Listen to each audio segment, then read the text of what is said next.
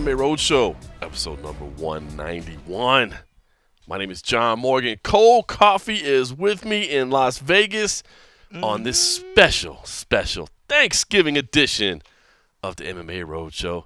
I love it. Just chilling at the Casa de Cold Coffee with the windows open. You cannot beat Las Vegas. November 22nd, 3 o'clock in the afternoon. 68 degrees. 68 degrees, man. That's pretty good. You cannot beat this weather. That's pretty good.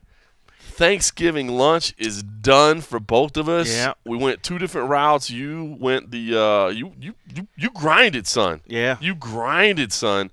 I just went to the buffet. Yeah. Well, thank you very much. I'm very thankful that we are here, able to get together to do this again. And yeah, man, I'm stuffed. We did the ham route. You know, Agent H been bugging me for ham forever. Ham's not like one of my favorite things. Right. I mean, like, you know, we talked a little bit earlier, like eating ham at dinner is like okay, but then ham sandwiches are great. So you can't do ham as the central entree. And it sounds like that's the route you guys went. Well, you know, it's funny because we talked about that because they also had like prime rib roast and like bone and ribeye. See, now you're talking. Like all day long, every day, you know. But it was like, well, if we get that, we can make the ham as well. But I was like, I'm gonna eat that. I won't even fucking touch the ham. Right. So I purposely didn't get the roast because I knew if I did that, I wouldn't touch the ham. So, but what's good is that, you know, now ham's been done. Checkmark done. Okay. For at least the next 10 years, she cannot ask for ham on Thanksgiving. You know, so hopefully we'll be back to normal Turkey Day. Yep. They don't call it Ham Day. They do not call it. They do not call it Ham Day, so we'll be back to normal and do a turkey thing or like a roast. I do like roast because I mean I could eat beef all day long. Yeah. But I did prime rib. That's what I did. See, that's we went to the Cosmo, did the Wicked Spoon buffet. I've never been there before. I've never been there either. We were gonna do the M, more of a locals joint, but we said, you know what, we've been there before. Let's try something different. I bet it wasn't cheap because I bet they got you on that holiday. You got that holiday price. It was not cheap. It was not cheap. But I mean, to be honest with you, I'd rather pay a little bit. We don't have any family here or anything like that, so to do all the cooking, all the cleaning, all that, man, I'd rather just go. As you can see, like the cleaning hasn't happened here yet. I saw that. The dishes are still out. Maybe we're holding out hope that you'd want some of the other fixing. We did make some yams with it, some mashed potatoes. She made some stuffing, and she had a coconut cream pie. Man. That's not my favorite. It's not my favorite. I'll be real. I'll probably have a piece, even though I haven't. But it's not my favorite. Like banana cream pie is probably my favorite. But most places you're forced to either make it yourself, or they have like the frozen version. And some frozen versions are okay, but like, you know, unless you have a lovely family member that wants to whip up some banana cream pie, it usually doesn't happen for me. But that's my favorite. That's my stuff. So. Thanksgiving, man. I'm telling you, the way I feel right now, I kind of thought on the drive over here, maybe this will be the first ever episode of the MMA Road Show where we just invite the listeners to take a nap with us. You know? It could still happen. Hey, just lay down. It could still happen. We're going to go to sleep. You can hear the wonderful tune of us snoring. You can hear what our girls hear every night because I'm about to take a nap. Yeah, that could happen. That could happen. I think there's been a couple times where we've almost slept while recording. We have definitely nodded off a couple times, especially in the early days when we were probably a little worse about the way we handle business. But listen, Thanksgiving is good. It's done, and now we get to enjoy this beautiful weather, have a couple frosty beverages, and talk some MMA because just because it's Thanksgiving, we don't take a week off, son. 191 consecutive weeks. That's crazy. Never an episode missed, man. That's crazy. That's how we do. I will say, in the background, the Cowboys are on TV. Dallas Cowboys. I'm recording the game at home. I was going to try to avoid spoilers and do all that. But well, it is behind you. It is behind me. But I figured the I'll try odds not of that. Should I not tell you the scores behind you? Please don't. Okay. I feel you're probably going to anyway. I'll probably forget that you just told me not to tell you. I'm like, oh, look. Zeke, he scored again. It's all good, man. I will say that is one great thing about being a Cowboys fan. I know that people like to hate on Cowboys fans, and that's cool, but come on. I'm born and raised in Dallas. What am I supposed to, like the Redskins or whatever? Come on, man. I mean, it's my hometown team, but it is cool, man. Your team plays on Thanksgiving every year. You know, if you're a Cowboys fan, you get to see your team every holiday, which is cool. And do they always have 3 games? No, well, when we were kids, it used to be 2. It used to be 2. What, Detroit? The Lions always played the early because I remember as a kid, I used to love waking up early and watching Barry Sanders play. Yeah. I used to love watching Barry Sanders play because he was amazing. And then, of course, we get to see the Cowboys. You know, I think that, who was it? Was it Bart Starr? When did Bart Starr play? That's how old I am. I think before I was born. That's how old. That's what I remember Bart as a kid. Starr, isn't that like the 60s? Probably. That's how old I am, folks. So no, but yeah, because I was looking at today, I was like, wow, we have a third game. I was like, has it always been like that? Like, granted, most of my life, football, it's on, but it's usually the after thing to eating all the food. Right. Maybe I nap through the parts where they added a third game the day. I don't ever remember it. But it's not. It hasn't been our whole lives. Yeah. But, now but it's nice though. Now it's it's all the TV day long. era, man. It's all day long. Pretty soon they're gonna be playing football every day of the week, man. There's gonna be Tuesday night football, Wednesday night football. What if it was everyday MMA? Would you be sick of it? Because people always laugh. It was funny because people always say, like, you watch this football game and it's a 4-hour show, but you only see 15 minutes of action. So we could have football every day and we would still only see 1 hour. Yeah. 1 hour. A little bit more than that. But it's a good question. You know what, man? That's actually a really good question because I will say, I do kind of like the build up to the shows. You know what I mean? Like having a couple days to be like, okay, let's reset our mind. Yeah. Who's fighting this week? Like I don't mind like when we had like PFL on Thursday night and then Bellator on Friday and UFC on Saturday. I didn't mind that so much because it was still a lot to juggle. It's a lot to juggle, but at least you still had like kind of Monday to recap what happened and then Tuesday, Wednesday to kind of like, okay, who do I need to be reading about and who's fighting and what am I thinking of? So yeah, man, if they had every single day, it might be. You know what, man? I know some people are already screaming saturation. I get that. Yeah. But that might be the point that even I say it's too much because if it was like baseball where during the season it's every single day, because I don't think you have time to really contemplate the matchups and contemplate what's on the line and that sort of thing. That would be too much. That's I think the part you would lose is the build up, the characters, the stories behind it, because it would get to a point it would be so much. I think we would get as viewers could be like, okay, and what fight's on tonight? Okay, we're planning on watching the fights. Then it would just be about watching the fight solely just on what the fight is without the story loses a lot. Like if you don't know the backstory between the two different guys, or maybe what one guy's went through to get to this point. Granted, it does happen sometimes when it's a card and you're seeing a guy for a debut. In a sense, you are just seeing that one. But it would just be a story in itself. It's his debut. True. I think it would just get to a point where what we wanted out of a fight would change because we would be getting so much of it. You'd watch a fight and it would lose a little bit. We'd probably be more critical because we see so many fights. We'd be expecting, everything needs to be the one better knockout to do the other ones because we see so much stuff. Whereas now you see guys, and if you know the stories that come in and you just respect how hard they went in there and fought, you're like, that was still a good match for me. Yep. If we saw that much, I think we wouldn't think the same way about it. I think agree. We would see those and be like, okay, let's not have these guys ever again because they didn't give me, I saw 26 knockouts today. How come I can't see 27 the next day? I completely agree. I mean, look, we still see things like Yair Rodriguez's knockout where you go, oh my God, I've never seen that before. Right. But for the most part, I mean, yes, every fight is unique and every fight plays out a little bit different. But for the most part, the sequences of moves, the finishing moves, you've seen it. It's just what sequence they're going to happen in, how it's going to react. And it's nice you don't see it all the time. That's right. Whereas if we saw, this crazy spinning back kick that just knocks a guy out and we're like, oh, I saw 3 this week. Yeah. You wouldn't think it wouldn't be as exciting. But to me, that's what I saw, and it's funny because I don't want to make it sound like it's like a soap opera. Yeah. But I do like that. To me, is what gets me involved in the fight is knowing what these people sacrifice, knowing what's on the line, knowing it's all. And that's why I tell people all the time, like if you're getting into a fight or you're trying to watch a card for the first time, if nothing else, put like $1 on every person on every fight, so at least you have a vested interest. Right. But as you get to know people's stories, you're like, I like that guy because he's from my hometown, or I like that girl because she said this and I like her attitude, or I don't like that guy. I want to see him get his ass kicked because he's cocky, or whatever the case may be. And I think if there was MMA every single day, as much as I love the sport, I think you'd lose that. You wouldn't have time to what's the pre-fight interview, you'd lose it. It'd be crazy to think that, well, one, I guess it'd be good for the sport in the sense if it could ever get like that, because you would need multiple promotions to even sort of do that. Sure. I think if the UFC tried to do that every day, I think every employee would probably shoot themselves. But, you're right. I mean, I think part of the build-up is part of what we enjoy, and the fact that there's a little bit of air between events so that people kind of soak it in. Was that a good event? You know, who do I like now? Who did I used to like? And who am I, you know, paying attention to now where, you know, maybe, you know, and people have always said that about the pay-per-views, you know, like what makes me want to reach in my pocket and do it if I feel like I just had to do it last month, you know, where if there was a little bit of space and let people, you know, sort of soak on it, you know, the different events, you know, then I think people would, you know, what it's like supply and demand, you know, if you hold back a little bit of that supply, people are going to demand it a little bit more.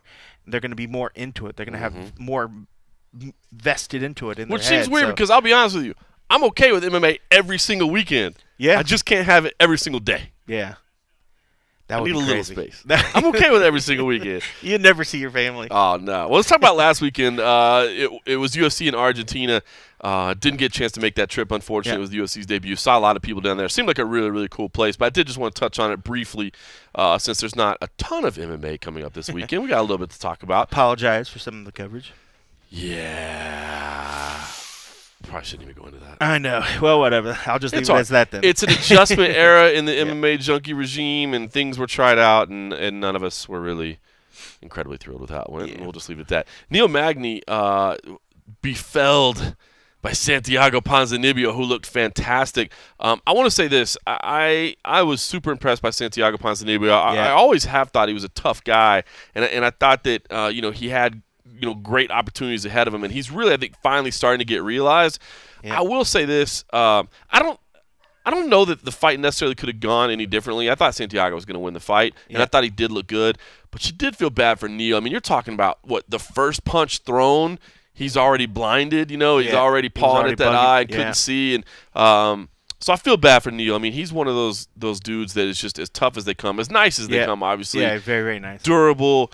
And showed his heart, but, I mean, he was basically just a wounded animal from the very beginning. And so I don't know that it would have changed the course of the fight. I think Santiago was always going to be too much for Neil Magny, but I just felt bad for Neil because I felt like he was never in the fight. Yeah, and that just goes to show partially, I think, Santiago, his fighting style. He went in there with so much confidence for him to push forward, and he literally, it was like he built a fence around the center of the octagon. It was like, you're never going near there, Neil. And he pretty much that was the case of the whole fight. You know, there was a couple times when Neil actually, you know, usually right at the beginning of the round, you know, he believed in himself and he was believing in that jab, and that jab was doing good deeds for him. But he took a couple shots and then it was done. I mean, like, it had to be so frustrating for him to constantly have to be on his wheels, moving side to side, just for the fact that Santiago was giving him no breathing room. And when he was, and making contact, Santiago, the power, like, I think it's kind of like one of those things like with Connor's left. A lot of times you look at it and you're like, it doesn't look that bad, but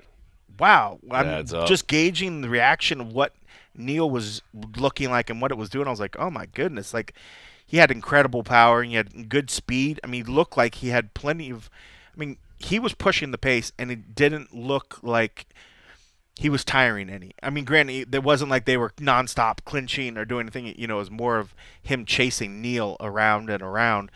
But even in that could be very, very tiring when you're trying to chase around a guy. But I was thoroughly impressed, man. It was. And like you said, Neil, he's a super nice dude. I respect, you know, his history in the military and things he's done. And you never like seeing somebody just kind of feel like they were never really in the fight at all. Didn't have a chance. They looked on two different levels. You know, once the fight started going, and it could have been that initial, you know, shot to the eye. You know, those leg kicks immediately were just destroying him. That got to be hard to watch. You know, whereas you knew it was like, dude, just go to his legs, and they'll literally, you will stop the fight just by leg kicks, which is absolutely crazy. You know, that's like what Aldo, when he used to just dismantle dudes' legs to where they couldn't walk. And that was hard to watch because then you're like, then you feel bad because then you're like, wow, how's Neil going to throw? How's he going to even keep himself in if he can't even stand, you know? That just goes to show how devastating proper leg kicks in that manner are and just how hard. I mean, he literally was sweeping him off his feet with those leg kicks, and I was just like, oh my God, I would not like to do that. Just like what Donald used to leg kick the shit out of people. And I remember somebody once got into a octagon with Cerrone and was like, go on, man, kick my legs. And I think it was like it happened at Syndicate. I forget what was going on there and what the deal was, but I remember the guy was like a media day? It was like I don't know if it was a media day or I can't remember if I was there as UFC or if this was like a media sort of thing or something. Jeez. But I want to say it was just like a regular Joe, and I forget what it was for. And but yeah, Cowboy had a shin guard on him, so it wasn't straight bone or anything. But I think sometimes those can hurt just as hard because it's hard plastic. Yeah. And he fucking whomped this dude's leg, and he didn't even. It looked like it was maybe like 75-80%. Like Cowboy was like, he sweep him off his feet, or he just left him limping. No, he left him limping, but the dude crumpled. Like, and his buddy was gonna do it too. I forget what it was even for, but his buddy was like, "Fuck no." I don't remember that. His buddy was like, "No." So, and maybe it was when I was with the UFC. It was years ago. Yeah, I forget what was going on, but yeah. So yeah, that just shows me leg kicks, man. That shit will destroy, and it literally took him out of the game. That and those shots to the eyes, but yeah, that was painful to watch. Painful to watch. You're like, just please, just kind of find that way to finish because I don't want it to see it prolonged at that point. I like Ponzinibbio calling for a title shot. It's not there. That division's too stacked up at the minute, and I don't see. You can't jump in front of Colby Covington. I get it. He's nobody's favorite, but Colby's deserved that shot. He deserves the next shot at Tyron Woodley. So, good call. Co-main event: Ricardo Lamas picked up the win over Darren Elkins. That was another one that's hard to watch. Darren Elkins is too damn tough for his own good, man. I love that guy, man. He is as tough as they come. Another super nice guy that's just incredibly durable. But Lamas was clearly in control and got the TKO. I mean, to finish Darren Elkins is something special. So good performance by Lamas. When Lamas is on point, he's a dangerous dude. But this is a serious question. I want to ask you about this. Did you see what he came out with this week? That he found out he was fighting with a blood clot in his leg. Yes. That he thinks developed. He says it. He says it developed on the plane. It can happen, and it can happen. Yeah. But I don't know if you can know that for sure. But he says it happened on the plane. I mean, it makes sense that because usually I think with one of those things that you go into a doctor or something like happens, they ask you if just on a long were you just on a flight. Okay, so here's what I was going to ask. We've been on some long plane flights, right? Yeah. But usually we're thinning our blood a little bit while we're doing it. Sometimes, yeah. But I mean, let's be. Is that a good thing? You think that's maybe why we've never? Because we are certainly not the pictures of health that Ricardo Lamas is. We've been in some tight spots. We have been. I mean, economy plus. We get economy plus, but we've been in some middle seats. We've been in some regular seats. I've almost canceled flights for being in the middle seat. I remember that.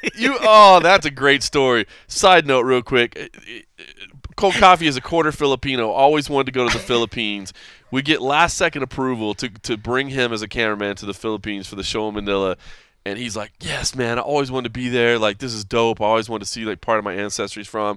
He gets on to book his ticket and finds out that there's only middle seats available, and says, "I'm not going."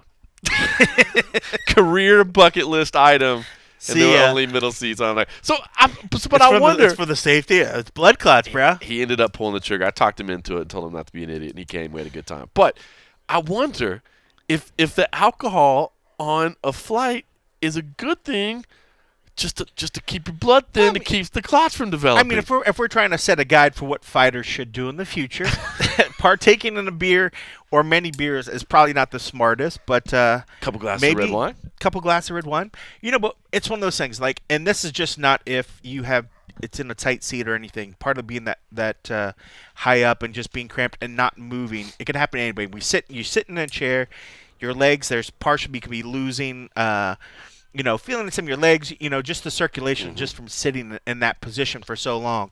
That's why that's why they say, and it's even in the little books that nobody ever reads, or in the little magazines and other stuff. It suggests, just get up, walk, go to the bathroom, stretch your leg, even if you're in the seat. Again, if you're pounding frosty beverages, it's gonna make you have to go pee. There you go. Then you got to get up and go to the bathroom. That's it. I mean, this is the MMA Road Show guide to proper travel etiquette and proper health, to be honest with you. We're here to prevent blood clots, folks. That's what it is. But, I know some people were jumping on the fact saying, like, oh, they should have been able to get bigger seats, whatever. Seats, yes, if you're able to, say if he did have first class or whatever, and he could lie flat, he would be moving. He would be able to roll around and do whatever. Yeah. But just the fact that, I mean, there's not like a blood clot epidemic that's happening. People are flying these distances daily, right, over and over and over. We're not hearing it. It's because people are you could be a smart traveler. Get up, move your feet when you're.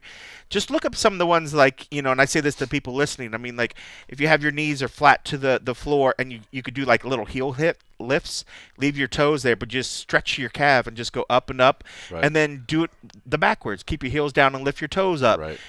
There's different things. Move your shoulders. Roll your head. There's things that are out there that you could do. So the fact of yes, now he's not a big dude. Even in the small seats, I doubt it was to the point of where he was like, I'm physically can't move my legs. Right. I'm being pinched in a certain thing. He's probably one of these cats that can probably hold it for super, super long, or he slept most of it. Mm-hmm. So then he stayed in a prone position. And it's law of averages, man. It's just you do something, it's just going to happen to somebody, and unfortunately it's for him, Granted, that being said, the fucking UFC can pay for at least economy class. They can do the extra things, that would partially help if it's a matter of he felt like, with an extra, 2 or 3 inches, he would maybe be doing knee things or doing whatever, Granted, they can spare the, the change to do these sort of things. So something to be wary of. It is, and it can happen because those are long flights. I mean, I don't know where he comes from originally, what part of the States he is. He lives. He used to live in Chicago, but he trains in Florida, and I think he might live in far Florida. East Coast. So. Yeah, but it's still probably 9-10 hours from Florida to Buenos Aires. Shit, 9-10 hours. That's nothing no more, man. I'm just kidding. Take note. 10 hours is a haul, man. Take note of the Coach Compartment Calisthenics by Cold Coffee. That's right. And make sure you stay hydrated post and pre-workout with frosty beverages. That's our advice to you. That's how you prevent blood clots. But that would suck, though. That's terrible. I can't believe. Thank God nothing serious happened to him, man. That would have been awful to see. Yeah. Ian Heinisch picked up a big win over Cesar Ferreira. I don't want to gloss over Johnny Walker. Johnny Walker looked great. Felt bad for Khalil Roundtree. Obviously, he's a guy that we've taken to over the years, living and training out here in Vegas. Yeah, Walker was a beast. But Walker looked incredible. But Ian Heinisch, the win over Cesar Ferreira, impressive. He dug deep. He stepped in on short notice. But just want to say, if anybody hasn't read it, go read it, man. He put a piece on the Players Tribune. We had heard that he had been in jail when he won on the Contenders. Somebody told us, man, this dude's backstory is crazy. Like, he was in jail, and that's how he learned Spanish. He speaks Spanish fluently and all this. And we were like, whoa, that's crazy. But we never really had a chance to follow up on it much. And he penned a piece for the Players Tribune, which is a website that, I'll be honest, I don't frequent much, but is basically, I think, like all basically first-person athlete accounts is how it's set up, where everything's written first person. Now, people get help, of course, writing it. They have ghostwriters and stuff, but it's all written first person. But he wrote a piece, and the title of it is Ever Been to Rikers? And it is deep, dude. If you didn't read it, I'm just saying right now, don't stop what you're doing now, because keep listening, because we don't want you to go away. Yeah. But once you're done with this, pull that up, bookmark it, whatever you got to do, because it is, dude, his life was intense. Cheeto Vera picked up the win over Guido Canetti. Always happy for Cheeto, man. Just a good dude, man. Always fun to be around. And of course, he's got the story of his family. That his daughter that had the issue that had to have surgery where she couldn't smile, and he's gotten that taken care of. He's just got a great backstory. Cynthia Calvillo picked up a win on the main card as well, beating Pollyanna Botello. She's legit. I did want to bring up, though, Botello or Calvillo? Both of them, actually. Yeah. Calvillo, from her time away, which was stupid, her time away for suspension for marijuana, which is just dumb. Stupid. Just dumb. But I will say this. She missed weight, and she's come out since and said, listen, my period started, and, that happened, and that I'm sorry. But I will say she committed the cardinal sin to me, and that is she came in with 90 minutes left in the weigh-in. I just always like to, and I'm not knocking her, but this is just my personal. I like to see, if you're gonna miss weight, that you. I don't want to say you suffered, because again, I'm not talking about. She was suffering. Yeah, she looked bad. She almost fell. And look, if it was as bad as it seemed to appear on there, now she said since it wasn't as bad, but it looked like she almost fell on the scale. If her safety was in danger, I'm not saying, hey, risk death to follow this unwritten rule, you know what I mean? But to me, it is one of those unwritten rules. Baseball's a sport with a bunch of unwritten rules, right? How you're supposed to conduct yourself, what you're supposed to do in certain situations. And I get some of it's stupid, and I've heard people say, well, that's dumb. If it's a rule, it's a rule. If it's not, it's not. But to me, if you're gonna miss weight, unless of course you're dying, I don't know, man. I like to see. Yeah. Okay, so maybe I'm out of line. Yeah, I mean, it was. Well, I mean, I think it's You're right, though, in the sense of if there is 90 minutes, I think the problem or maybe the disconnect is they pushed her, to me, what it looked like, she pushed her body to the limit at that point. She was struggling to stand on the scale. She looked like she was struggling to get into the hoop. Looked like she was struggling to take her clothes off to get in, and then getting on the thing. And then I was thinking, like, oh, God, she's going to fall just getting off of it. Right. You know, I was like, oh, this is going to be bad. But what happened there, where I think, that could have been, and to kind of go with what you're saying, she came in with 90 minutes left. Right. If you know you're going to be struggling that hard, look at the end of that 2-hour window, and then I think she just peaked too early. They pushed for that beginning of they're like, weigh-ins are 9 in the morning. We have to push everything out so that we're good to go at 9, instead of thinking, well, actually 11. 11's our window. Right. Let's push hard. Let's get everything out. Because to me, it looked like she had nothing left to give at that point. I agree. But if they would have spaced out whatever the process that they put her through, knowing that they had 2 extra hours for her to kind of slowly get it, maybe she wouldn't have been as depleted. And maybe they could have eked out a little bit more. But I don't know. I mean, it just feels like you're right. I mean, with 90 minutes left, they could have stretched out the process. And I don't want to pick on her. Easier. And I know it sounds weird. It may sound like a little bit of an oxymoron, or a little bit of, like, how can you say you're for fighter safety, but you're also saying you want them to wait until the end? But I don't know. There's just something about it that I always feel like, and I'm putting myself in the opponent's shoes. It's like, wait a minute. You had another 90 minutes. Like, why didn't you wait till that 90 minutes? Why didn't you try the whole time? Right. You had to. So I don't know. To me, I feel like if you're going to miss, that's just kind of a feeling I've always had. Yeah, and when you think of the terms of, like, all right, you have 10 hours to lose 10 pounds. Like, that's a pound an hour. Okay, I think we could do it. Instead of, all right, we have 8 hours. Right. All right, now you're already putting more. We got to do harder. We got to go harder. Whereas maybe just make it a little smarter. Do it a little bit easier, which maybe it would have been a little bit easier on her. But I don't know. She's had a problem with weight before. She's a big girl for that class, and that's why I think I was strong with her as my pick, because I knew as long as she comes back recovered, she's good. Like, so you felt okay even after you saw her on the scale? You said, I did. I was like, I'm confident that she'll be all right, because I knew her skills. And I was like, oh. I knew her skills are going to be there, because I think when I was looking at Botello, I was like, all right, she's a one-trick pony in my eyes. When I looked at some other footage, and this was one where I was like, I don't know anything about this girl. I was like, let me go look at a fight, and it was all striking. And there was a girl that was like on her second or third fight that fought her and was able to take her down pretty easy. I was like, Cynthia's going to just drop her. If she feels good, she can easily do it. And that was kind of what did it. So when I saw Cynthia, I was like, as long as she can recover and she looks decent going in, I'll feel pretty good. So once I saw her at the beginning of the fight and looking refreshed as much as you can from coming from near death, I was like, okay, yeah, she's going to get it. But Botello's got good hands. But I know. Cynthia's got good hands, I thought the size was going to be problematic, and that's why I picked Botello. And then when Cynthia looked bad, I thought, oh, okay, good. Because I thought it was a tough choice. You know what I mean? But I was, you got to play an underdog here and there. Especially, I got ground to make up. Bro, it should be said, Cole Coffey with a month out, a little bit of a month out, still leading the charge. I mean, even doing okay. Even over, the fight analyst, Dan Tom, who we know puts in the hours, man. He puts in the tape study. He's breaking it down. He makes me watch it. I pay a lot more attention now that we're getting closer. I pay a lot more attention just because I know that Dan's right there. I'm like, all right, I gotta see what would Dan be doing right now. What would Dan be doing? But you're right. There's just so many events, and now I'm just like, oh, I'm bound to have some bad weeks because I, like you, like to pick some underdogs. So like this coming one, and I'm sure we'll talk about it, I went Ngannou. Right. So I like my underdogs as well, and you're right. Every once it makes it a little bit funner when you feel like, oh, I got that inside knowledge. I've seen this person. Right. I think they're gonna like. You might have known Botello had like a killer right hand and an uppercut. And you're like, oh, as long as she gets that, it's game over. But it's weird too. I tell you what, it's fun. It's fun picking underdogs too, because if you only go by the line and just pick the favorites, that's lame. Yeah. I mean, sometimes, granted, our picks are going to go by the fan. Yeah. We're going to want to go with the favorite, but it just looks that much better when you pick that underdog. You're right. You like to find the one. You like to find the opportunities.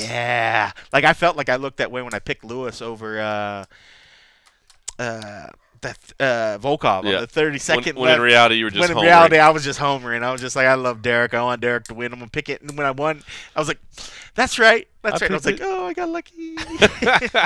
Last thing I want to say about Argentina real quick. And then there were some great, we could spend more time. But I mean, Pantoja looked great on the prelims, no question about it.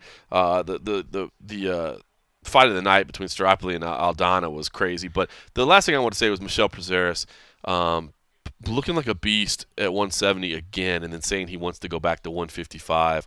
I don't get it, man. Yeah. I don't get it. The dude can't make 155, and he looks like an absolute monster at 170, and the first thing he says is he wants to go back to 155. Yeah. He missed weight 3 times, 4 times. I mean, yeah, bro, let it go. Let it go. There's something about that class. I think people just think that it's open for somebody to just kind of come in there and scoop it up, you know. So it's interesting, but yeah, man, he's such a big dude. He does not. As tiny as he is, he's huge. He's huge. He's literally a fire hydrant. Yeah, he's, you know, he's like what was the other tree trunk grappler as well? Paul Harris. Like their builds. Oh yeah. Are very. But now Paul Harris now is an absolute ridiculous. Fucking ridiculous. He is like a giant elk tree. He's just like so thick. Like he is. I'm sure he's completely saying his prayers, taking his vitamins. Like he is a beast. But this like Prazeres reminds me of that body frame, short and like so thick and stocky. I agree. Which you would think when they get in these fights, like they would gas out, but he's got a good gas tank on. That's very, very dangerous for anybody going with him because it's just like super powerful. He would literally rip your arm off. There was a lot of MMA last weekend. I know probably a lot of people didn't get to watch a lot of it. I did want to just give a quick shout out to Invicta FC 32. I was recapping that. By the way, the LFA event was insane. There were some great. The highlights are out there. Pick that up. But the Invicta FC 32 event, I thought Felicia Spencer and Mizuki Inoue were kind of the class of that card. I think those two girls you definitely want to keep an eye on. So a lot of MMA last week, and then we got into this week, and of course we weren't traveling, we were home, but you were busy. There was still a lot going on this week. But I got a cool opportunity, and that was I got to go to the UFC Performance Institute and sit down with some of the executives there. James Kimball, Forrest Griffin, and Duncan French. Sat down with the three of them and basically talked to them about the opening of this new Performance Institute in China. Now I had to hang on to the information, but the UFC was nice enough because those guys actually went to China for the announcement of it, and so those guys talked about the opening of it, and I had a chance to ask them a lot of questions, and the press releases still come out. But I don't know, I thought people might enjoy the conversation because it's a little bit deeper and maybe get a little bit more understanding of the difference between the Performance Institute in Las Vegas and the Performance Institute in China, and kind of what this whole thing is about. So I figured it would make sense to, while I did put out a video of everything, I know people might not have had a chance to watch that, so I even put some B-roll on it and everything, man. I did. The whole thing, if you have seen the video on YouTube, just know that it was shot, produced, edited, interviewed, everything by me. It was a one-man operation. But anyway, I thought people might like to hear the audio. So here is James Kimball, Forrest Griffin, Duncan French. I realize a multi-person conversation might not be the best for audio at times, but their voices are all pretty unmistakable, so I think you'll be able to pick them out. Who wants to break the big news? I mean, big news that they're moving into China with the Performance Institutes. I guess, who can give us the details on what's happening? Well, yeah, so exciting day for the UFC and the UFC Performance Institute in the sense that we are expanding our resources globally. It was part of our ambition from day one with the UFC Performance Institute to expand upon our resources and build a network of facilities globally, and the first of which will be located in Shanghai, China. We're looking to open the facility in Q2 2019. Construction for the facility is currently underway. Why was China, you said that you hope there's more of these eventually, I guess, but why was China the right place to start? Yeah, I mean, I think China and larger to that point, Asia is pretty obviously a important destination for international expansion for the UFC, and I think that it's quite evident that we see the vehicle for growth in terms of developing that region for the UFC and talent to be the UFC Performance Institute. You said talent development, so I guess give me an idea, because looking at the facility, it looks massive, and we know there's only a handful of fighters on the roster in China. I'm assuming, Europeans and other Asians would enjoy coming there too, but I guess is there more to the facility than there is currently the one here in Vegas? Yeah, so the UFC Performance Institute in Shanghai will be 3 times the size of what it is in Las Vegas. Now in Las Vegas, we're 30,000 square foot center. In Shanghai, it'll be 90,000 square foot. And you're right to the point that we have currently 10 athletes on the UFC roster from China. This facility and ambition here is to develop talent. So we will be proactively recruiting talent from mainland China and the surrounding region to develop talent and get them to be UFC caliber athletes. So what would that entail? You look at other sports, other combat sports? I mean, how do you get other athletes and identify people? I mean, that's one, that's one area we want to look at, Olympic training centers, other combat sports that perhaps, if you think about it, are not going to make it to the Olympics, or they've missed the Olympic cycle for whatever reason. You're really good at judo. I've seen that transfer a couple times.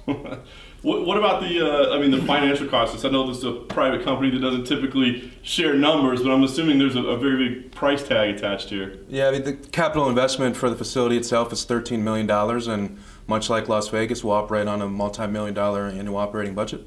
And a key point to mention is the model, again, focused on talent development.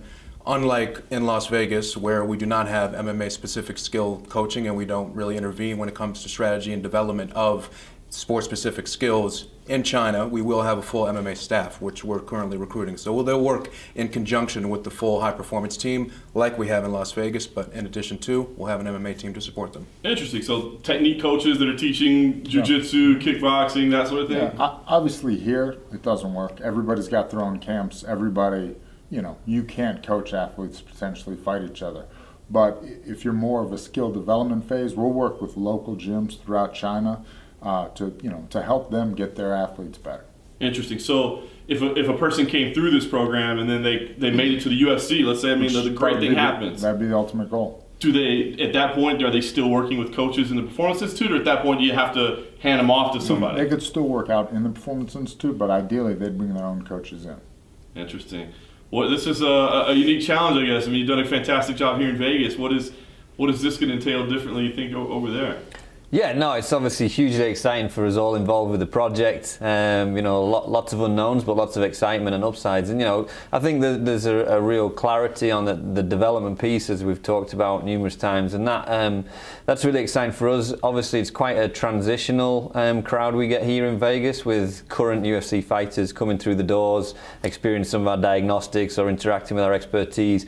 But over there, we're going to really understand some of our systems and how effective they are, because we'll have a cohort of residential fighters that we can work with day in, day out, and really understand as we implement different intervention strategies, different methods of training, different recovery strategies. We can really start clarifying the value of that, and then bring some of that information back to the mothership here in Vegas. So yeah, it's really exciting from that perspective. And it sounds like an aggressive opening plan. Q2. How much are you guys going to be involved? Is staff from here going to have to go over there and help establish? How's that going to work? Yeah, we're right now we're hard on with recruitment for performance staff and MMA staff to fit out and establish the performance facility over there. The existing APAC region UFC staff will be transitioning into office space in the same facility.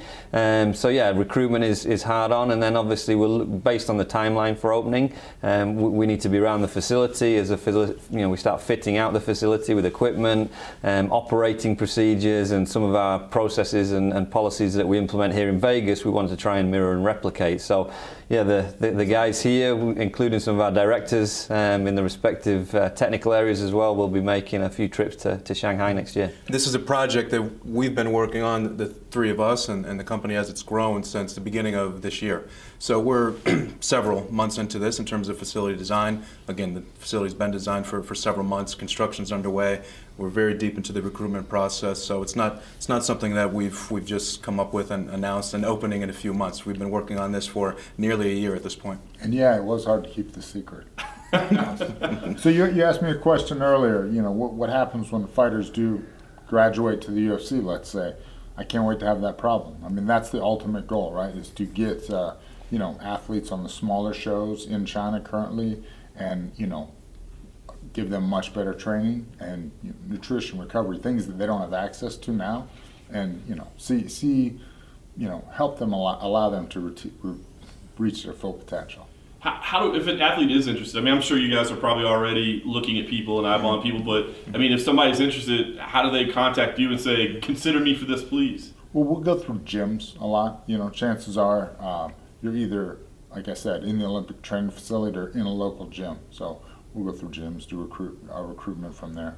Yeah, that's an important note just to hit on is that when we're going into this new market, we're doing so in conjunction to support the entire MMA community and that infrastructure in China. So we're not looking to take athletes out of their existing gyms. We're looking to support those athletes in those gyms and their coaches.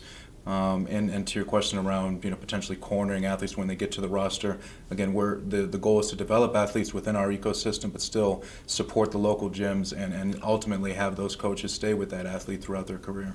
Now, is this just Chinese athletes that you're recruiting, or are we talking about all Asia? Does this include, the Caucasus and Russia and Europe? I mean, who will make up this facility? Yeah, look, an important part too is that this will be open to current UFC athletes. Where geographically appropriate to use this facility instead, it'll be entirely open to UFC athletes as it is currently in Las Vegas.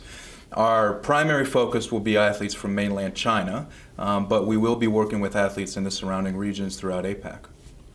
Are there any little bells and whistles that you got to add here that you learned from this one that you said, what we really need? Yeah.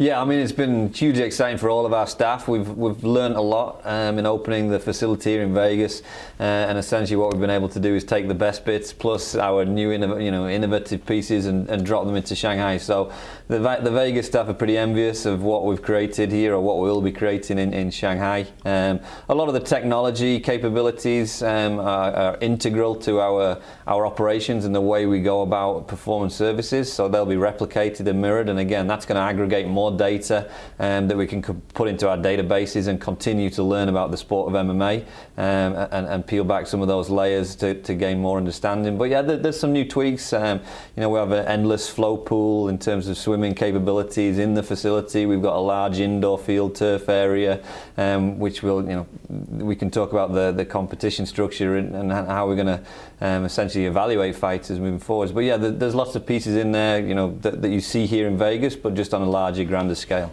I think the most important difference, though, to be honest, and look, again, to Duncan's point, we're all pretty envious in what we're building in Shanghai. It's 3 times the size, is the difference in staff services.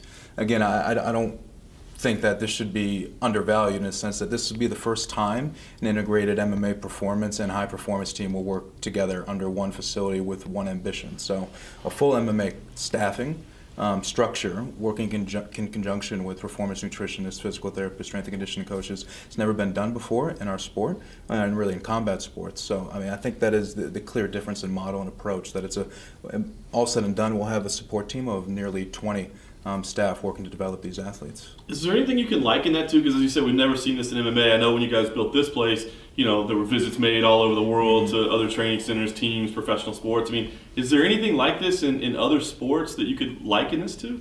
I mean, Duncan, I'll defer to you, but I'd imagine Olympic training centers are probably the most applicable to what we're building here. Yeah, very, very much so. I think that's the similar model that it reflects is the Olympic centers where the sports are employing technical coaches, but also have the finances and funding to employ support services as well. So, some of those Olympic programs are funded through government and state-funded programs. So often the finances are a little bit different. Here, as a private company, we can engage with quite a substantial investment in making sure that support team is robust enough to accommodate the 30 to 50 residential fighters that we're looking to support on a day-to-day basis. Do you think you'd see fighters that aren't yet in MMA that are competing in other sports concurrently, like maybe they're doing Taekwondo or maybe they're doing something? Is that what you think you'll end up seeing in here? I'd like to, yeah. Absolutely. Why not? Yeah, that talent transfer, again, we'll have the capability. It's a talent pathway, right? So wherever they come from, and with Forrest's leadership and the MMA coaches that'll be embedded in the facility, they're going to be able to evaluate people coming to the facility, and we'll have an evaluation process as part of it. We're looking to build out certain combine type strategies moving forwards.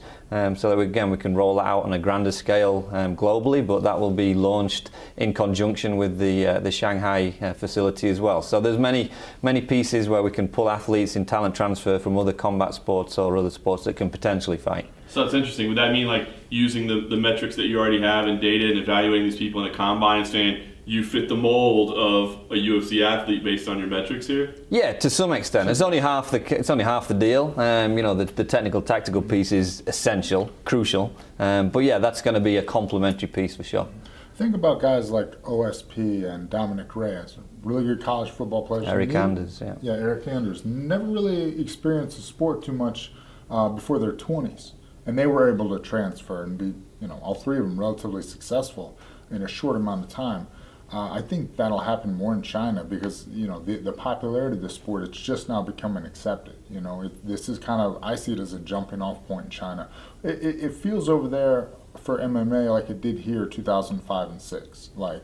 And I think, give us a couple of years, more exposure to the sport, there'll be more local gyms, more fighters, more good athletes will consider that a viable option. So as the sport grows in China, just like here where you're seeing wrestlers that are just, maybe a step away too far down to actually compete in the Olympics, so I'm going to do that, So I guess, you said under your leadership, so are you going to be pretty involved in this facility as well? I know the time change and the distance makes it tough, but are they kind of operating on an island out there, or you guys feel like you're going to be operating with them? We definitely want to guide them, and I've been able to surround myself with a good team and set up some good training structures, for every discipline and then putting them together. So it's a lot of what I've figured out actually, not even in my own career, but talking to athletes here the last year. It's funny, the sport changes quickly, so we want to make sure that the team we have over there and the program and periodization that we put in place fits, today's modern athlete and is, as robust and dynamic as the sport is today. Yeah, the team we're putting in place there will have obviously some autonomy in terms of day-to-day and week-to-week operations of that facility.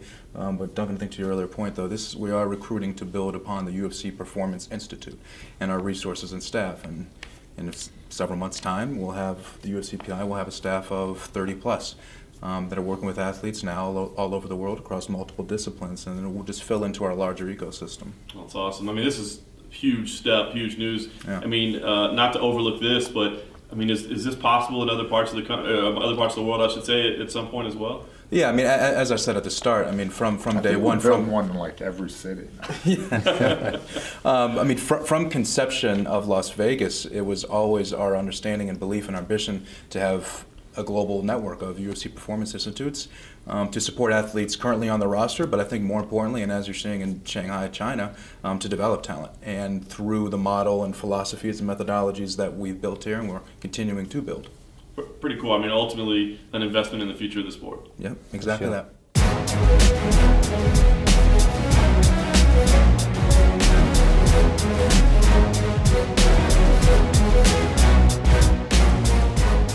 Welcome back to the MMA Road Show. That was the folks at the UFC Performance Institute kind of laying down what's happening out there in Shanghai. I should say, if you like what you're hearing, do us a favor. Hit us up on iTunes. Make sure you're subscribed while you're in there. Leave us a little review if you would. Give us a rating. Give us that 5-star rating if you can. Give us a little review, a little feedback. We're always up for that. Preferably positive, but leave whatever you want to say. In the meantime, Cold Coffee, interesting discussion there, right? I love what they're doing with the Performance Institute. I think this was good. Now, of course, there were some naysayers. I definitely saw some people say, "Boy, that $13 million could go a long way towards paying fighters," and that's true, man. That's definitely a fair argument to say, and the percentage of revenue that goes to fighters is never going to be raised significantly until there's some kind of a fighters union and a collective bargaining agreement. That's just the way it's going to be. And hopefully at some point these fighters will get together and they'll be able to negotiate their share of this revenue and that sort of thing. But I will say, man, I like the idea. This is not the UFC being it's not charity. They are. I think this is going to significantly help the future of the sport in China and in Asia as a whole. But of course, they're not doing it for charitable reasons. By getting the Chinese market on board, they're trying to do that Yao Ming strategy where, from my understanding and talking to everybody that I have during my times over there in Asia and in China was, Yao Ming became this big superstar in the NBA, and all of a sudden China was NBA crazy, and now you're talking about billions of dollars. So if they could get, a Chinese UFC champion, now all of a sudden you've got, boom, big-time money being sold and product and, you know, TV deals and all sorts of things like that. So it's not like they're just going out there like, hey, out of the good of our hearts. No, they're investing financially in their own future. Yep. But I do think that is financially, I don't say a risky investment, but a big investment to make when there's absolutely no guarantee that you personally will benefit, but I think it will benefit the sport. So I'm anxious to see it. But it generated some really unique discussion as well. You know, the MMA Road Show, or excuse me, the MMA Junkie Radio does a daily debate. And, you know, they did a daily debate question on where you think the third one should be, even though the second one's not open yet. And it's intriguing because it really depends on what kind of third Performance Institute you want. Now, I actually saw Arjan Bueller responding on Twitter today to our daily debate question, say, it's got to be in India, bro. I mean, you got a huge market in India. And he's actually right. I mean, that would be a great place for it as well. You know, the markets we did on the daily debate question were Russia, Brazil, Europe/UK. It's interesting, right? Because I think some people were arguing. The UK would be a cool one. George on MMA Junkie Radio was saying, I think, or somebody on MMA Junkie Radio said, you know, maybe the East Coast would be a better place. So to have more of a Las Vegas type PI where it's just for those East Coast fighters. But I to be honest with you, I like this idea of developing markets, man, of taking non-UFC fighters, of finding people in other sports. And exposing them to MMA and I like that concept for the PI more. Not that I mean I love what the PI is doing here in Vegas. I love what they're doing here in Vegas. I think it's a great facility, but I don't think they need to build more of these type facilities around the world. I think they need to build more of these Shanghai ones where it's like, dude, we're just gonna keep pumping out. You know, we're gonna make MMA factories. Yeah, I was gonna say it's more like a gym. It's more like, I mean, the fact that you can go to these things for actual instruction, which is different than what it is at the UFC PI. I like the idea here where people come and they're meeting with I call them leaders in the field of what they are when it comes to like them rehabilitating themselves. The guys are coming here to get better, to heal their bodies. But the fact if you go to a place like this and they're trying to install instructors and they're trying to build something, then it just feels like what the UFC gym is. You know, where it's got our name, it's got our thing, but but we're hoping that people will come in, get better, get fit, you know, and build whatever, you know. I don't know. But I think 13 million, when I heard that number, and I know some people are saying that's a lot, I don't think that's not the only money that's going to build this thing. For they're building some of their, I guarantee that the Chinese government's probably got their hands in it and maybe help bolstering it as well. I mean, when you think 13 million, and especially at the size of this facility and what it's going to take on the gear, sounds low. The size. Sounds very low for me. I mean, I can see them putting 13 million in what the PI here, you know, just in the sheer what the equipment and some of the stuff. So I actually heard that that one's cheaper. The which one? China. The China one's cheaper? Yeah, I mean, even though it's only a third of the size. That's what I was going to say. Like, 13 million sounds very, very low to me. I mean, so I would think that that's not the only stake in this facility, which, you know, just like when you go to Brazil, you know, the government's involved in the events. You know, I'm sure for the UFC to go and do something, I'm sure. At the very least, maybe they said, you know, we've got this piece of property here that you can have for like $5. You know what I mean? Like, we're not giving you, you know what I mean? Because they're not giving, something like, then they're not actually handing the UFC any cash, but they can say, you know, we've got this really good deal on real estate. Yeah. You know? And you're going to need steel and things to build the stuff. I mean, like, these are huge endeavors. So, I mean, the money's going to be good for them as well. I hadn't thought about that. You're right about that. Because there's a lot of ways for the Chinese government to help without officially helping and giving money. Right. I mean, because I would just think that everything you've heard, I mean, we go there and you can't get on fucking Facebook. You can't get on whatever. It's like, crazy. They have their hands in everything over there. I mean, and to think that, you know, this is just the UFC's like, oh, this is a great piece of land that we're going to come in here and we're just going to build it and it's going to be great.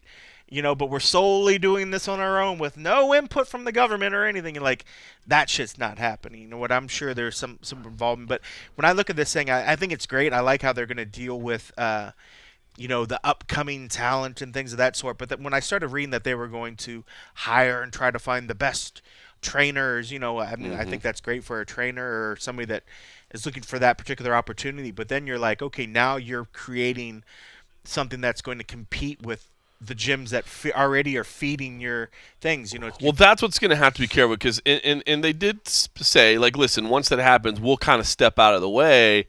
But it is weird, right? Like, you got to be careful. How do you can't step out of the way. You know, once you build you hope they, you're not building a team there. Right. You're building fighters that you hope would funnel to a team.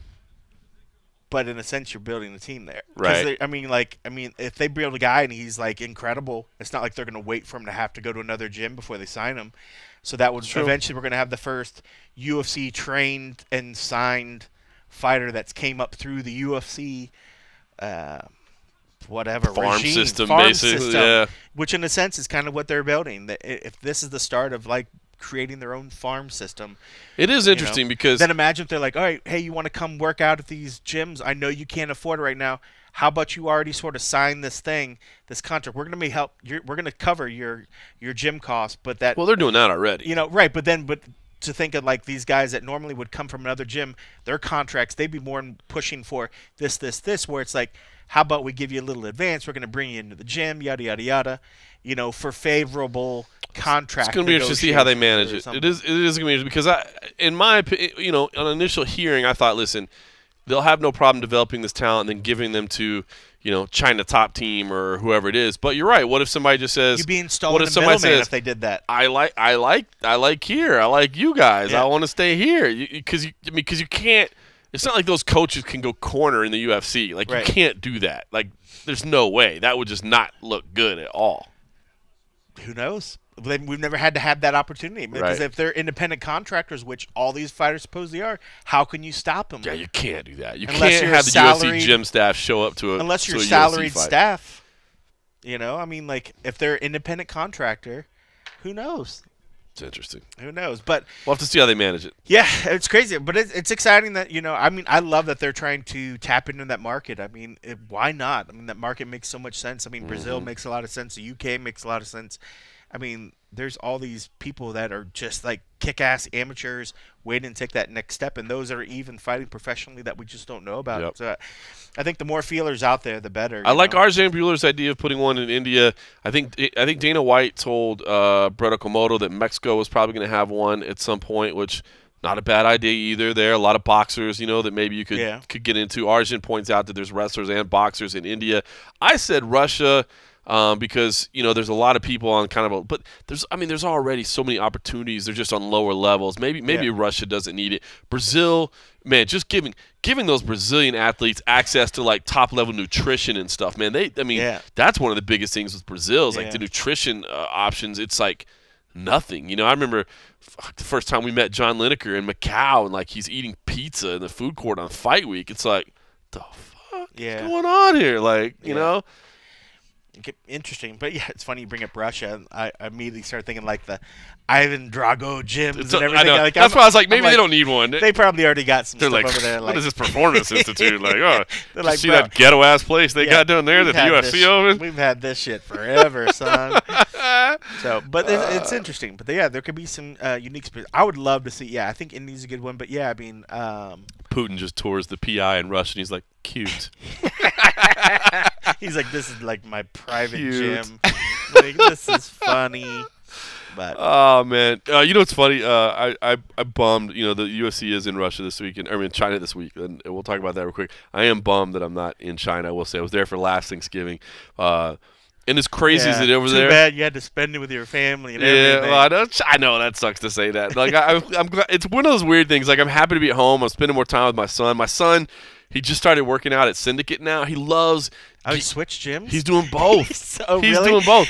I think it's so funny. Like, he switched gym. Like he was like, the quality the quality of coaching at Syndicate. My striking is so much better at Syndicate. My kid he wants to do gi jiu-jitsu every day. Like he loves gi jiu-jitsu, and Extreme Couture only offers it on Tuesday and Thursday, and Syndicate offers every day. But I don't want to leave Extreme Couture. Like I love the people over there. Did you get Roxy to teach him? Yeah. So Roxy taught him. Yeah, Roxy taught him like the last week.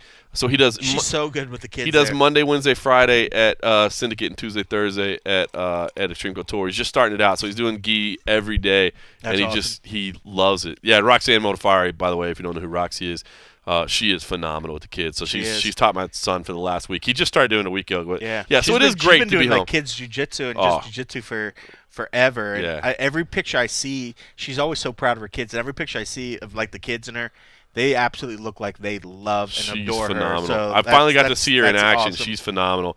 But yeah, so it's been great to spend a lot of time with my son this week and my wife and everything's been great.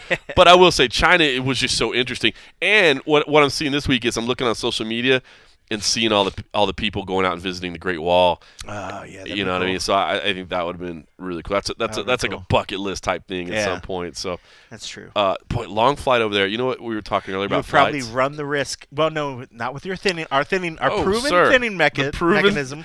MMA Road Show thinning method. You would not develop blood clots. Ricardo Lamas, give us a holler. We'll help you out.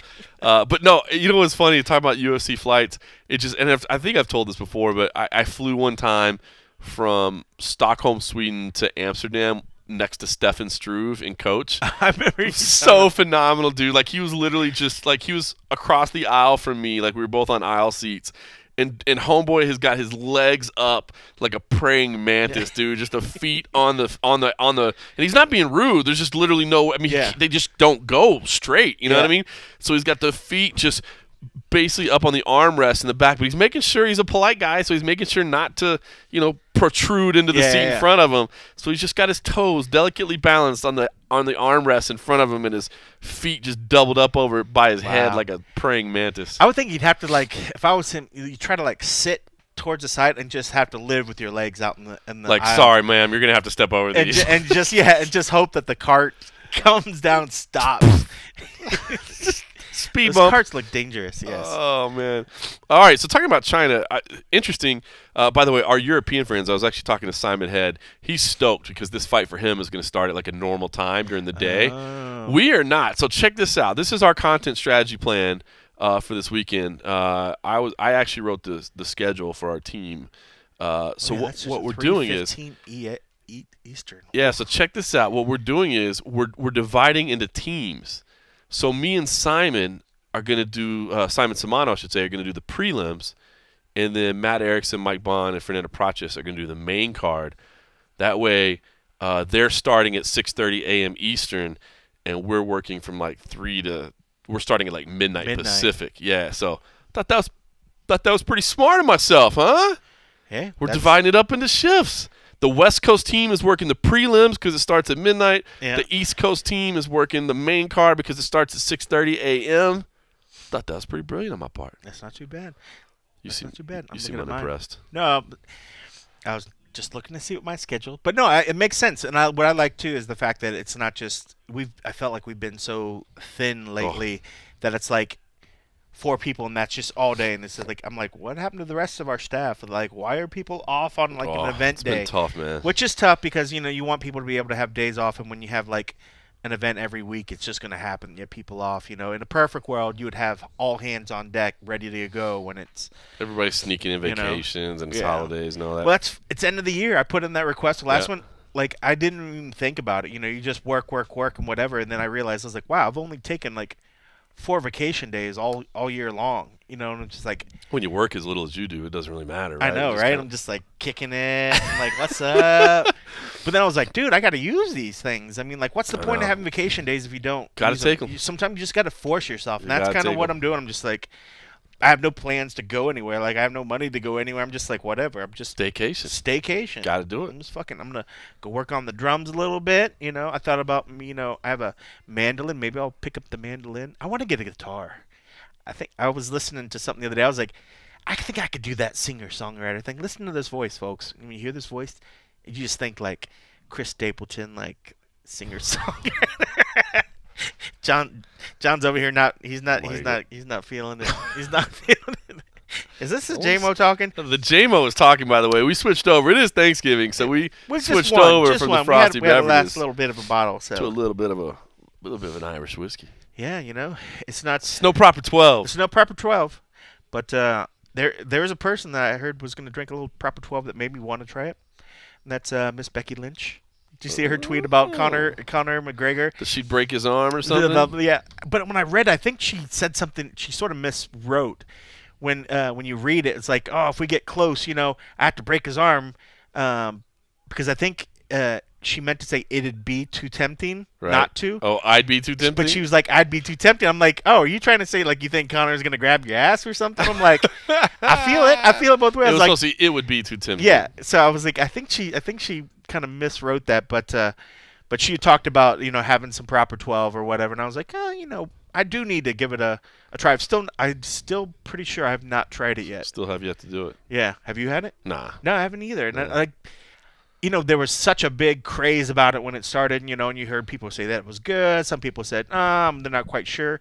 But then I heard some other people that I know are whiskey people, and they're like, it's not bad. So I'm like, okay, if that's the case, you know, I'll give it a go. I mean, I'll always be, you know, a Jameson. I love Jameson, you know, so Jameson. I'm not one of these guys that's going to be like, oh, you tell me to say fuck the Jameson, I'm going to stop drinking. I'm like, that's not going to happen here. But I will give proper a go one of these days, preferably not on a fight week at one of the local bars that is selling it for like $12 a shot. Yeah, I mean, the bottles itself like only $25. Like, I'm like, people, you guys understand that? Let me take you to a store and we'll get you a bottle. It's on special right now for $12 a shot. Like special for the bar. I'm like, you're special if you pay for it. Yeah, that's crazy. But I do want to give it a go. But yes, we're switching up a little bit. We are running a little bit low on the frosty beverages. So we augmented it with a special Thanksgiving libation of Jameson and ginger, and we are thankful. That is flowing freely through your bloodstream right now. No blood clots for you. No blood clots right now. All right, let's talk about this China card real quick. Curtis Blades versus Francis Ngannou in the main event. Man, crazy, right? How things change. I mean, we were there the first time these two guys came together. Yeah. Both were very, very raw at that time. You know, Curtis Blades, I was high on Curtis Blades at that time, and not that you smoking that blades. Not that I wasn't you were high. Blazing the blades. Not that I wasn't high on Ngannou too, but I thought Blades was the more, you know, total package. But you know, he got sliced up a little bit there, and his eye was shut, and he had to cut, and so Ngannou won that one. But right now, man, it feels like all the momentum is with Curtis Blades. Francis Ngannou is in desperate need of a win here, I think, and the UFC's putting him in a tough spot. Yeah. Listen, my staff picks, I went with Blades.